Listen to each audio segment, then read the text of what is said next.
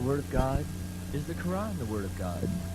The following program was videotaped at the Kansas Union Ballroom Monday evening, September 23rd, and is sponsored by the Islamic Center of Lawrence.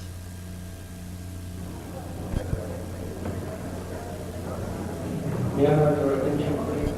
May I have your attention, please? Good evening, ladies and gentlemen. It's our pleasure, the Islamic Center of Lawrence, to welcome you all to this Christian-Muslim dialogue, and I would like to thank you for attending tonight. I hope that this dialogue will help us all understand better and know well both Christianity and Islam, and understand the issues that are involving both Islam and Christianity. I would like to let you know also, as a matter of fact, that we sent 50 letters to 50 churches in town about a month ago, inviting them to come and participate in this dialogue. However, we haven't received any answer from any of them. We also contacted the School of Religion. However, either the time was inconvenient to some of them, or they didn't want to participate for some others. Only one professor accepted to participate, but he has one condition: not to take lecture, and this was good for us. Also, we contacted personally some other priests and ministers, reverends over here. Unfortunately, the time was inconvenient for some of them, and some of them didn't want to participate also. I would like also to thank those who volunteered to participate, but the time was so late to let them go into this discussion. Therefore, we are even more grateful to Mr. Walt, the gentleman on my left, for having accepted our invitation. We would like also to thank Mr. Charlie Crabtree from Channel 6 for having this whole program aired next Thursday from 7 to 9. We would like also to thank John Caddick from Channel 30 and their crew. We would like to thank also Belltown, Harry from the Kansas Union, Jim and Linda, and all of those who added to the establishment of this dialogue tonight. I don't want to take long of your valuable time. I would like to go directly into the subject of tonight. We're going to have some questions that are going to be answered by each of the speakers tonight. The first speaker representing the Muslim side to my left is Gary Miller. He was a former Christian mathematician and a reporter. He converted to Islam, and he wrote many articles about Islam, including the articles you see in the newspaper in the Kansas right now every day. And also he's going to be giving a lecture tomorrow at the council room at 7:30 about Christianity and Islam.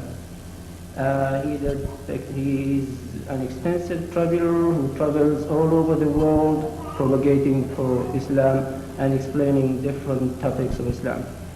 The gentleman next to Gary Miller is Yusuf Buckas, who's a guest speaker from South Africa who got his degree in law and then chose to go into the field of religion and act as the Secretary General for the Islamic Propagation Center in South Africa. Then we have our guest also, Walt, who accepted our invitation, and we thank him. He's an evangelical Christian who preaches on campus here. The format will be as follows. We have questions to be asked and answered by both sides. So we'll give a certain time limit for each side to answer each question. And we'll go over, just to limit the time, we'll go over the questions, the first question, and we'll go to the second as soon as we finish the first one.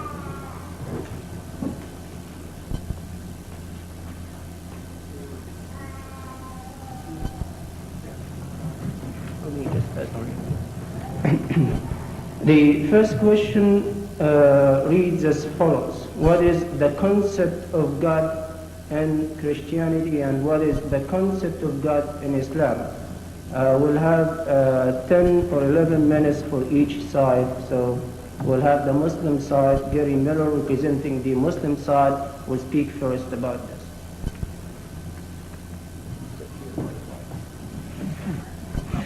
Bismillahirrahmanirrahim. Assalamu alaikum. Welcome.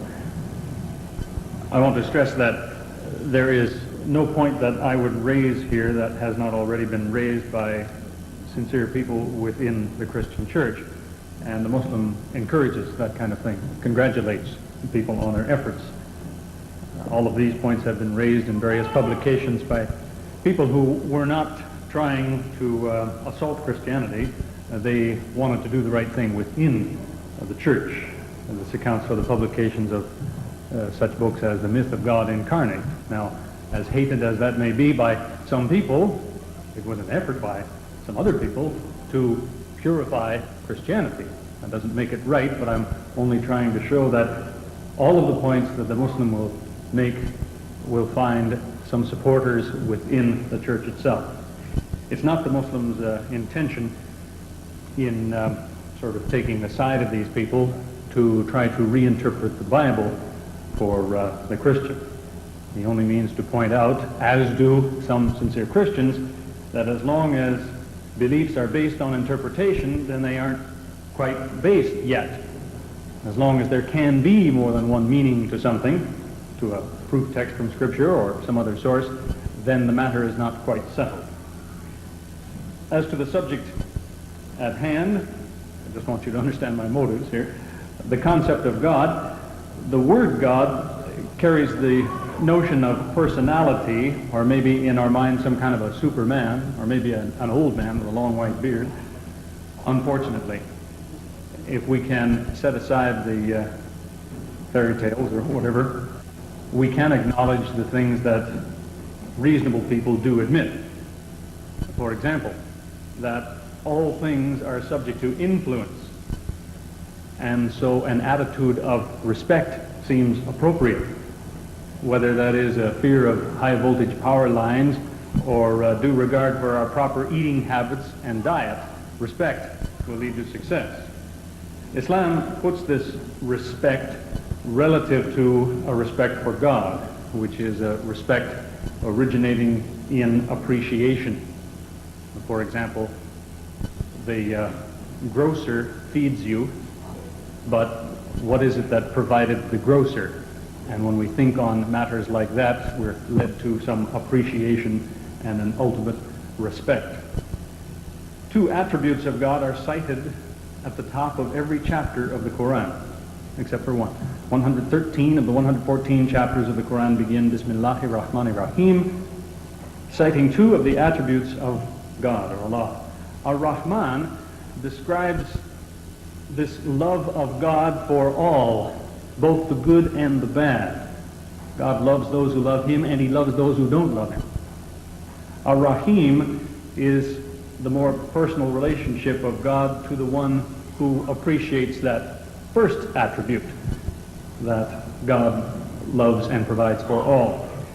If someone tells you that the God of Islam only loves those who love Him, He doesn't love the unlovely, the man is mistaken. And it's hard to imagine how someone could miss that point when it is flashed in front of your eyes at the top of every chapter of the Qur'an, with the exception of the 9th chapter. The love and appreciation of the Muslim for God moves over from emotion into a rational basis. It moves over from a feeling of love to respect. You see, we cannot help who we love, but we choose who we respect. If the Muslim tends to feel that God is like a father to him, This attitude moves over to a regard for a master for the same reason. We cannot choose our father, but we can choose our master. And in this life, it is our lovers and our fathers who can sometimes cause us grief. But we are not caused any grief by those who deserve our respect and our obedience. Another attribute of God is ahad in Arabic. Probably the best translation in English is unique. God is unique, the only one of the kind. So that divinity is wrapped up in identity. That is, God cannot resign divinity the way a president can resign his office. It's wrapped up in who is God. Just as you cannot resign your parenthood. Your children are always going to be your children. You can't sign that away. You can't resign it. It's wrapped up in who you are. And since divinity cannot be set aside, there are some things that are impossible. Not difficult, impossible. I didn't say they're really hard. I said they're impossible. Impossible because they deny themselves. There are some things that if they are true, then they must be false. So these are impossible things. For example, mortality denies immortality. If you become immortal, then you're not mortal anymore. You are immortal. But it cannot work the other way around. That would deny itself. If an immortal became mortal, well, then he wasn't really immortal in the first place. As was said 17 centuries ago of Jesus. If he died, he wasn't God. If he was God, he didn't die. It's no good trying to make a God-man sandwich. I don't mean to be disrespectful, but I'm trying to illustrate here. If I take bread and cheese, I put them together, I have a new reality. I have a sandwich. But if I tell you that today I ate a sandwich, except for the bread, I didn't eat a sandwich. I had a piece of cheese. In the same way, if you tell me that a God-man was crucified except for the God, I'll tell you that, well, they crucified a man then, not a God-man. The point is that God and man are ideas that we can give a meaning to, but a God-man is a term with no meaning. And if the meaning isn't clear, how can we be sure of its truth?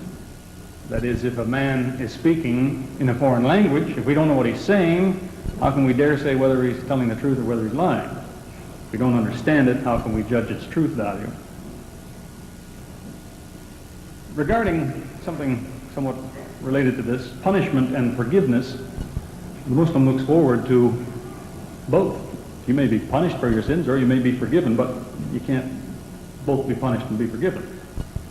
Regarding this subject, the Muslim notes that when you offend God, you offend the same one who will judge you. God is not like the judge in a traffic court, who may fine somebody and then adjourn the court and himself pay the fine for the individual. That's all very nice, but the point is the fine was paid because the state didn't forgive the offender. The man who is the judge is not the offended party. He isn't the state. It's his job as a judge. But God is both judge and offended party. So he cannot simultaneously forgive and demand payment. That would be like saying, case dismissed, and you're fined.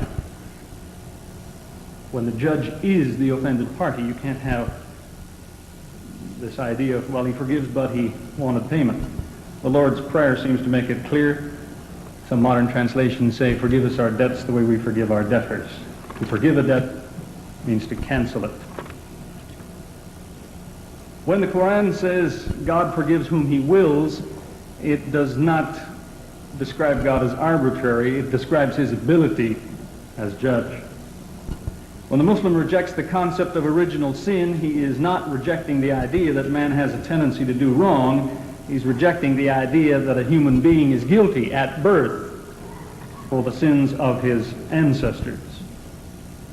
The Muslim expects God makes the same distinction that he makes between punishments and penalties. We are penalized for our mistakes and we're punished for our crimes, but we're not punished for our mistakes. A mistake involves acting in ignorance. A crime means action in spite of knowing the wrongness. In particular, that means that belief cannot be a crime.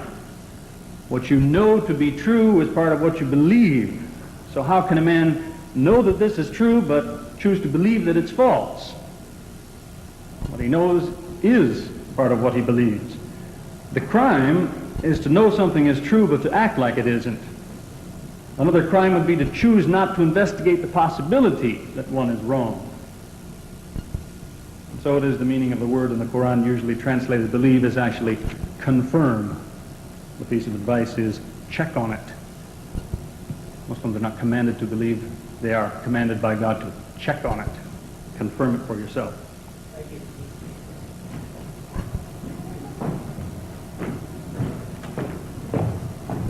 Thank you, Gary Miller, who knows the term for the Christian side. Mr. Walt will present the Christian side. Again, the question is, what is the concept of God and Christianity? Thank you, Hamid. I'll go right into this. We have a time element, and so if I go rather rapidly, I hope you'll bear with me. What is the concept of God in Christianity? God is holy and will not abide sin in his presence.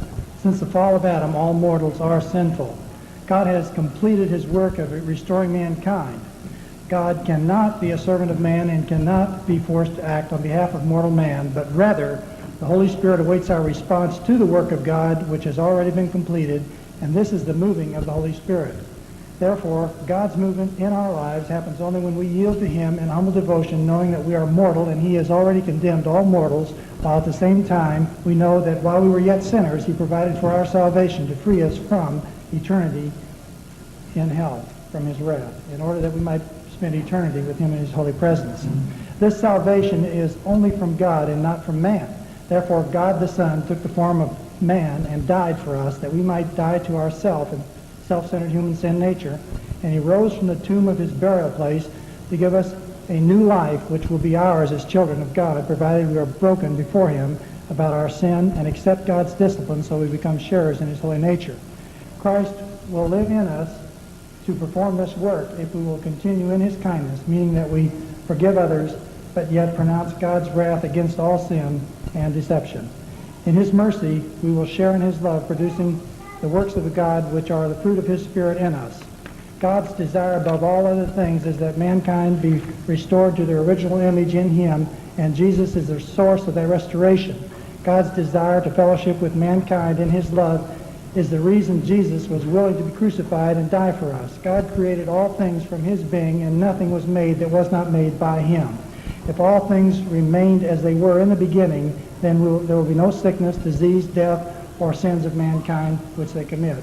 God is spirit, and so he is able to appear to mankind in whatever mode he may choose. God is the source of all good and in this world, and the source which sustains all life.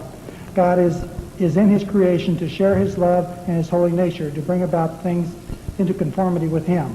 Those who yield to him must never assume they are holy and pure unto themselves, and so exalt themselves. To do so would be equating themselves with God. If God is so kind as to share his holy nature with us, are we then to think that God is a respecter of persons? In Christianity, this can never be, for to assume that we are special ones is to be prideful and arrogant before God. Jesus is a special one, and we are but unworthy slaves. We are humble because God allowed us to be in Jesus, the name above all names. Jesus is above all others, yet he has outdone all men in all of history in his reverent fear and humble submission to do God's will. God did choose the Hebrew people, and in no other people in all of history of mankind have suffered as much as they have. Much of their affliction was due to their arrogance because they were God's chosen ones and assumed it was because they were good rather than that God being the source of the good, while they themselves were sinners in need of mercy. It might be said that Christians could face the same judgment of God. In Romans chapter 2, verses 17 through 29, we read, "But if you bear the name Jew and rely upon the law and boast in God and know of his will and prove the things that are essential, being instructed out of the law, and are confident that you yourselves are a guide to the blind and a light for those who are in darkness and a corrector of the foolish and a teacher of the immature, having in the law the embodiment of knowledge and truth. You therefore who teach another, do you teach yourself? You who preach that one should not steal, do you steal? You who say that one should not commit adultery, do you commit adultery? You who abhor idols, do you rob temples? You who boast in the law, though you are breaking the law, do you dishonor God? For the name of God is blasphemed among the Gentiles because of you. For it is not a Jew who is one outwardly, neither is circumcision that which is outward in the flesh, but a Jew is one inwardly, and the circumcision which is that of the heart, by the Spirit, and not by the letter. And this is important. His praise is not from men, but from God. Some might assume that God, to the Christian, is a God who makes his subjects into doormats. From the standpoint of the flesh, there is a case to be made for this. As an example, Jesus' followers never thought about taking up arms after he was crucified, though Peter would have done so at the time of Jesus' arrest. At any juncture in history where men have taken up arms for the purpose of seeking vengeance, they have not trusted in God for eternal life or in his vengeance. The born-again person seeks for life in a place not of this world. Nonetheless, the Christians can seek protection from attacks in God's love, but never attack to promote their religion or to take retaliation or retribution, even in the midst of war. In Christianity, the concept of God is that we trust in God and we are mortals in need of seeking his mercy, because there is nothing that befalls mankind in this world which would even remotely approach eternity in hell. To the Christian, God's judgment of eternity in hell for all mankind is correct and right because of his holiness and his righteousness, and so only by his holiness in us can we be saved. In view of the dilemma, no one should be able to be saved from hell. But God himself has allowed the sinful mortal to be changed by his life in them, which is the abiding presence of Jesus. Jesus came to reveal the truth of the fact that to mankind and live to show us that a mortal can have God's nature and live by his nature apart from sin or self-righteousness and fulfill the law of God to do for others as you would have them do for you. If the Son of God had remained as he was in the beginning with God the Father and God the Holy Spirit, being himself God, a part of the one God which exists as three distinct personalities, yet in such unity that there is no separation, then none of us could ever have been truly free from our sin nature. Jesus was with the Father in the beginning and was willing to lower himself to take the form of sinful flesh as a bondservant of God the Father and live without ever sinning. Jesus always trusted in God and knew vengeance belonged to God, and at no time did he ever seek his own vengeance or seek to lift himself up as being God, even though as God he forgave sins and sinners. And we know only God can forgive sins. It was impossible for the Jewish religious leaders to miss the fact that Jesus was God, and for this they envied him and they killed him. The Christian concept of God is a God who is in this world to save the people who have the circumcision of the heart, which Jesus says is dying to self, for we lose our life that we might find life. The central issue is, of course, pride or arrogance before God. The fact Jesus would never claim outright to be God is because that it is the nature of God not to be arrogant and self-serving, while sinful mankind's nature is to be arrogant and self-serving. For this very reason, a man must be born again, not by his own will, as if he could be good enough or effect his own salvation, but rather by the will of God. Such a seeker after God is not a mystic or a closet Christian or a sinner relying on himself, doing the best he can, rather than relying on Jesus in him and living by the life of Christ in him. That is not to say that God will not allow us time to learn and practice the life of Christ, or time to be disciplined by God. Repentance and brokenness before God are the requirements for everyone who seeks to find God, yet not as if that person could bring forth some goodness of himself so that God would then take notice of him. It is true that God does take notice of righteous men, but when he does, he will take them through the fire, just as he did with Job. For with Job, his purpose is to reveal to mankind that in God's sight, man's righteousness is as filthy rags, and both the evil and the righteous must be born again and become partakers of his righteousness, being obedient to his will as he reveals the life of Christ to them. There have always been Christians who portrayed God as only a God of wrath, for indeed he is a God of wrath. In contrast to that concept of God, there have always been Christians who have portrayed God as a God of endless love, and indeed he is. God tells us not to miss either aspect of his nature, and then God looks into a person's heart and renders a correct judgment every time. The concept of God to the Christian is that God is always right and never errs. The difficulty comes when God tries to save us. Either the righteous think they are good enough, and so they believe God will destroy all the others but not themselves because they are good people, and so they justify killing the unrighteous, or else the sinners think God's love loves them and will save them because they are living in sin, and so they cannot possibly be self-righteous. They think God will destroy all the self-righteous because the self-righteous do not know that they are sinners. To the Christian, God is the source of salvation. Only in God the Son, who is the Son of God, can we be forgiven our sins. The concept of God, then, is the avenger and the Savior. We cannot take vengeance ourselves, or else we forfeit our own salvation. God is merciful and forgives us, saving us from the bondage to sin, where we live by our own sin nature. And so we are saved from the sentence God pronounced in Genesis 6:5-7, when he relented on it, when he allowed Noah and his family to survive the flood. God is revealed in this story as the one who caused the flood, when we see his wrath.